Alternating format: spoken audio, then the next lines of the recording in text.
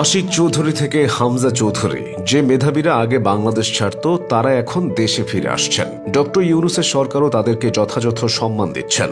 যোগ্য এই ব্যক্তিরা সময় পেলে দেশের চেহারা বদলে দেওয়ার সক্ষমতা রাখেন। আশিক চৌধুরীকে দেখুন।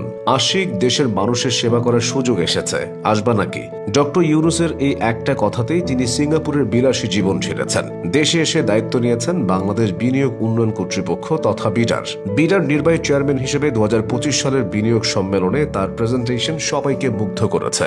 দেশে ব্যবসা বাণিজ্য সম্প্রসারণে আশিক চৌধুরী দু হাত ভরে কাজ করছেন।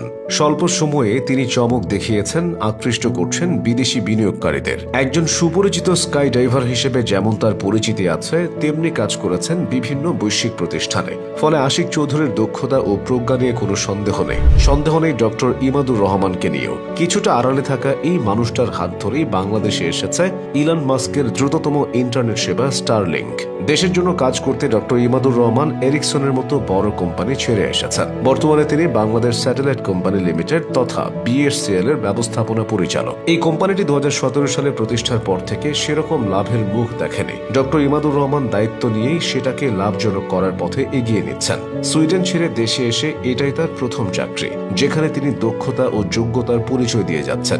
ইংলিশ প্রিমিয়ার লিগে খেলা হামজা চৌধুরী মাঠে নামবেন বাংলাদেশের জার্সি গায়ে। বিষয়টি একসময় কল্পনারও বাইরে ছিল, তবে সেটি এখন নিরেট বাস্তবতা। হামজা বাংলাদেশের হয়ে খেলতে এসেছেন, ইতোমধ্যে তার অভিষেকও হয়ে গেছে। হামজার আগমনে বাংলাদেশ এখন দক্ষিণ এশিয়ার সবচেয়ে দামি ফুটবল দল। বর্তমানে শেফিল্ড ইউনাইটেডে খেলা হামজা আগে ইংল্যান্ডের সামনের সারির ক্লাব লেস্টার সিটি হয়ে মাঠ মাতিয়েছেন। 2016 সালে প্রিমিয়ার লিগ জেতা এই ক্লাবের নেতৃত্ব দিয়েছেন তিনি।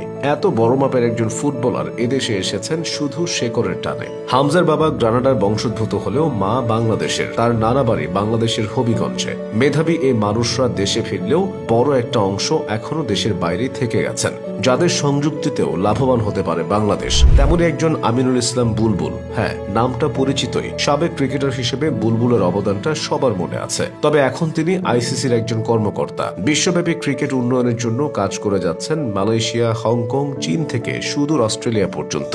বুলবুলের দেয়া পরিকল্পনাতেই সফল হচ্ছে ক্রিকেটের সহযোগী দেশগুলো। অথচ যে বুলবুল ক্রিকেট ছড়িয়ে দেওয়ার মন্ত্র শেখান দুনিয়াকে, তাকে বাংলাদেশ এখনো কাজে লাগাতে পারেনি। দেশের দুর্বল ক্রিকেট কাঠামোকে শক্তিশালী করতে হলে তার মতো মানুষদের দেশে ফেরানো দরকার। দেশে এসে অবদান রাখতে পারেন এমন আরেকজন ব্যক্তি হলেন সফটওয়্যার ইঞ্জিনিয়ার জাহিদ সবুর। আপাতমস্তক মেধাবী এই মানুষটি বর্তমানে গুগলের জেমিনি মোবাইল অ্যাপ তৈরির ইঞ্জিনিয়ারিং টিমের প্রধান। গুগলের লক্ষাধিক ইঞ্জিনিয়ারদের মধ্যে তিনি বিশিষ্ট ইঞ্জিনিয়ারের খেতাব অর্জনকারী, যেটা লেভেল 9 এবং একই সঙ্গে গুগলের ঊর্ধ্বতন পরিচালকের পদ। এত অর্জন আর সাফল্যের জন্য জাহিদ সবুরকে লম্বা পথ পাড়ি দিতে হয়েছে। পটুয়াখালীতে বেড়ে ওঠা এই মেধাবীকে দেশে ফিরিয়ে কাজে লাগাতে পারলে প্রযুক্তিতে বাংলাদেশের উন্নয়ন ত্বরান্বিত হবে।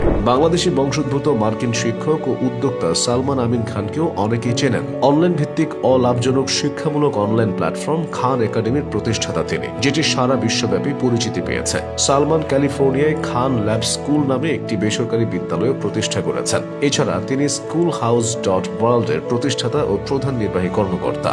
বাংলাদেশের দুর্বল শিক্ষা ব্যবস্থাকে উন্নত করতে তার মতো মাস্টার মাইন্ডকে দরকার। যোগ্য মানুষদের সঠিক স্থানে বসালে ফলাফল আসতে সময় লাগে না। সেটা তো আশিক চৌধুরী ও ইমাদুর রহমানরা দেখিয়ে দিয়েছেন।